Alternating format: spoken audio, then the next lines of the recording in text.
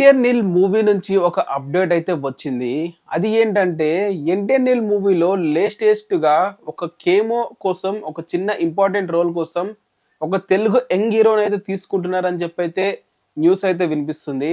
మరి దీంట్లో ఎంతవరకు నిజం ఉంది? మరి ఆ తెలుగు హీరో ఎవరు?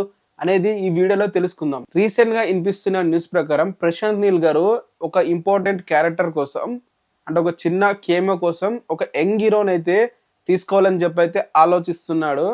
సో, ఆ యంగ్ హీరో ఎవరో కాదు ప్రశాంత్ నీల్‌కి చాలా సన్నిహితుడుగా, చాలా క్లోజ్ అయిన ఒక మన తెలుగు హీరో అన్నమాట. మన తెలుగు హీరో ఎవరు అంటే చాలా మంది గూడా మనకైతే కామెంట్స్ చూస్తుంటే అఖిల్ అని చెప్పైతే అంటున్నారు.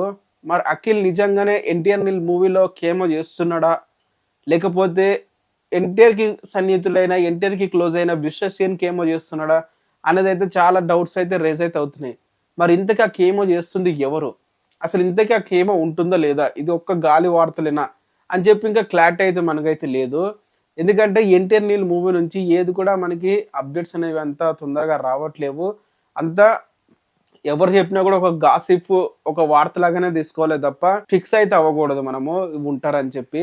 సో, ఇది కూడా అఖిల్ ఒక కేమో ఉంటుంది. అఖిల్ అనే కాదు ప్రశాంత్ నీల్‌కి రీసెంట్‌గా మన తెలుగు యంగ్ హీరోలో ఎవరు దగ్గర అయినారు, ఎవరు క్లోజ్ అయినారు అంటే మాత్రం ఆ యంగ్ హీరో కేమో అయితే ఉందని చెప్పి అయితే అంటున్నారు.